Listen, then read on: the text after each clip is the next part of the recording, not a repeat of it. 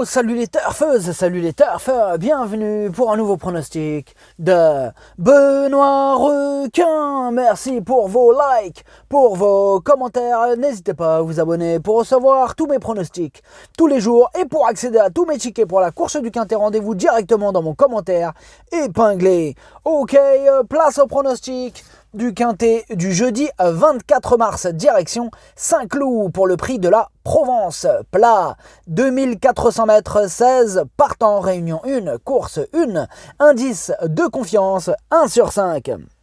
Cette vidéo, je la tourne avant l'arrivée du Quintet de ce mercredi. Je reviendrai dessus demain.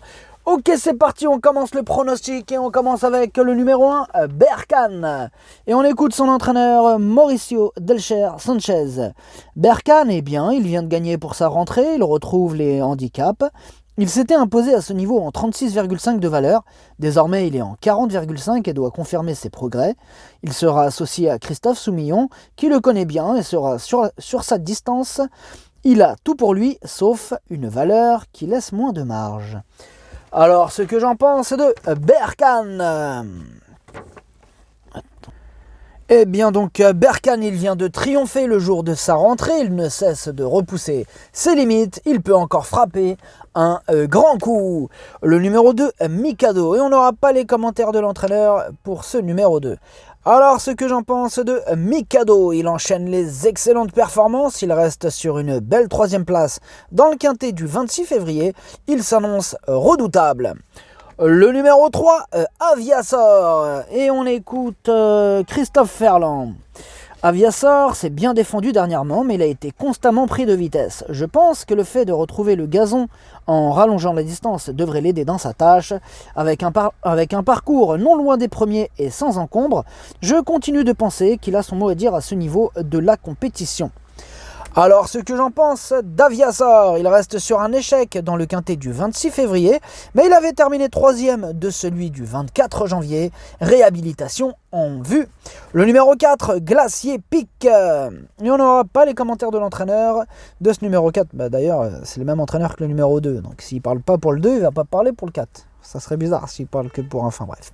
Alors, ce que j'en pense de Glacier Pic, eh bien, il a terminé 4e du Quintet du 26 février. Bon, dans l'ensemble, il est plutôt régulier. Il va défendre chèrement ses chances. Le numéro 5, Pepper Trophy. Désolé pour les coups de klaxon, je vois, ils sont chauds aujourd'hui, là. Hein? Qu'est-ce qui se passe? Ça bouge ou... Hein?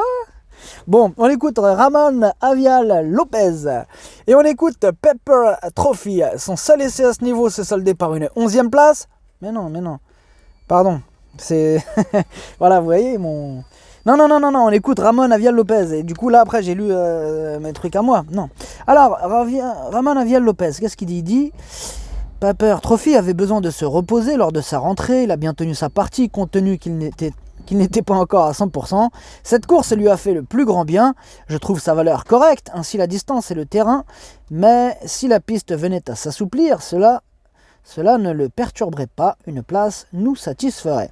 Bon, désolé, c'était laborieux pour ce numéro 5. Alors du coup, qu'est-ce que j'en pense de Pepper Trophy?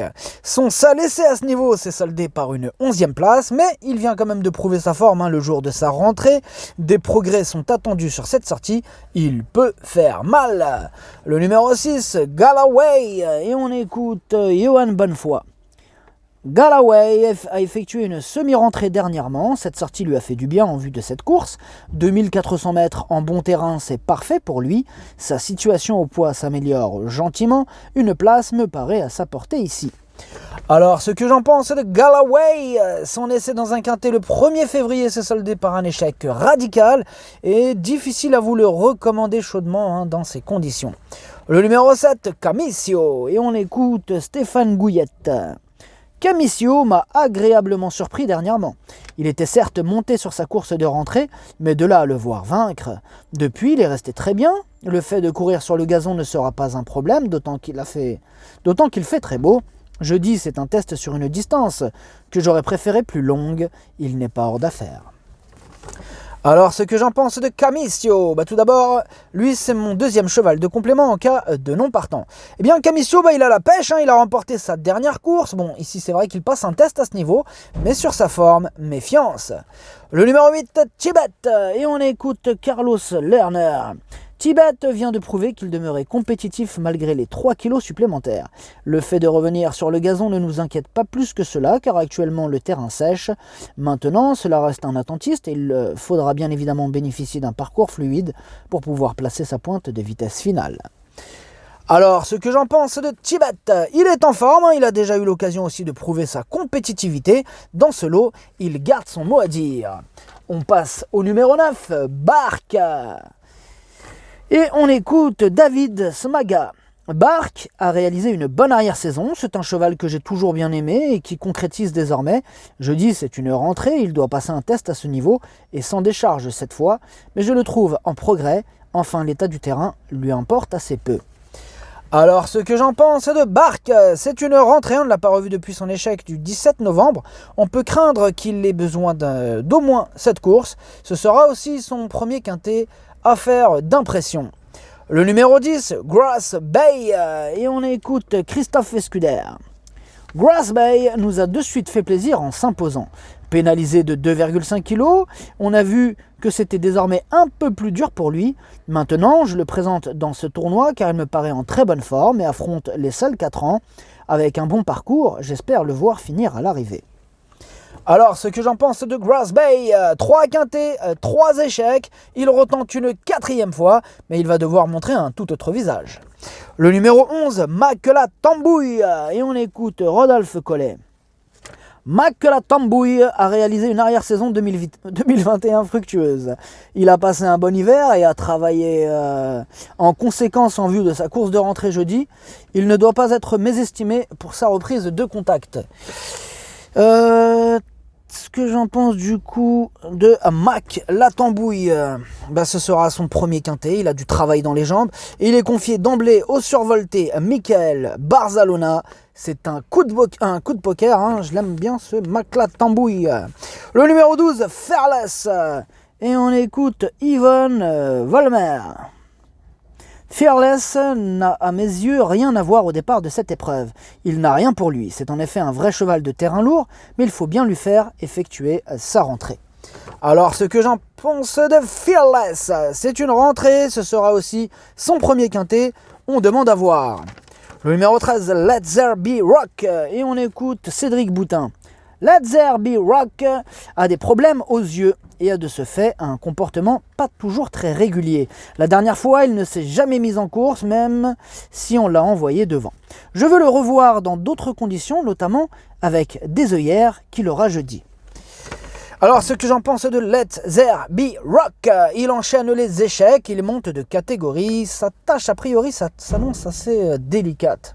Le numéro 14, Légende, et on écoute Satoshi Kobayashi. Légende n'aura pas son terrain, c'est évidemment un point négatif pour elle, car elle apprécie les sols lourds. De plus, elle fait sa rentrée et je ne pensais pas la voir entrer dans l'épreuve du quintet. Il se peut qu'elle puisse manquer un peu de compétition, mais elle a du travail derrière elle et son petit poids sera un atout. Alors, ce que j'en pense de Légende, eh bien oui, elle effectue sa rentrée, on ne l'a pas revue depuis début décembre. Elle aurait aussi préféré un terrain lourd, bien sûr, ou à la rigueur très souple, mais bon, ça sera pas les conditions optimales pour elle. Du coup, d'autres candidatures nous apportent de plus solides garanties. Le numéro 15, c'est Avellaneda, et on écoute Carlos Lerner. Avellaneda possède du potentiel, mais elle n'a couru qu'à 3 reprises. Elle peut donc manquer d'expérience à ce niveau, et pour son premier test dans cette catégorie. Il nous est difficile de la conseiller chaudement. Néanmoins, elle est en forme et semble pas mal située sur l'échelle des valeurs. Je ne serais pas surpris de la voir bien se comporter. Alors, ce que j'en pense d'Avellaneda, tout d'abord, c'est elle la 8e de mon pronostic. Eh bien, seulement 3 courses à son actif. Elle passe un test à ce niveau. Du coup, c'est assez difficile de prévoir son comportement. Maintenant, il y a quand même Stéphane Pasquier aux commandes et avec lui, tout est possible. Le numéro 16, Si j'ai le là. Et on écoute Michael Delzangle. Si j'ai le là était peut-être un peu émoussé en fin de saison. Et sa plus récente sortie est à relativiser. Jeudi, c'est une rentrée. Elle est à suivre à ce niveau cette saison. Mais devrait, je pense, monter sur sa reprise de contact. Jeudi, il faut plutôt l'envisager pour une place. Alors, ce que j'en pense de Sigella, tout d'abord, c'est elle mon cheval de complément en cas de non partant. Eh bien, pour elle aussi, c'est une rentrée. On peut craindre évidemment un petit manque de conditions, mais elle dépend quand même d'un redoutable entraînement et on doit absolument lui accorder une note de méfiance. Le pronostic, ça donne 1, 2, 3, 11, 4, 5, 8. Merci d'avoir suivi cette vidéo. N'hésitez pas à vous abonner pour recevoir tous mes pronostics tous les jours et pour accéder à tous mes tickets pour la course du Quintet. Rendez-vous directement dans mon commentaire épinglé. À jouer avec modération. Bonne chance. Chopez-le moi. Ciao.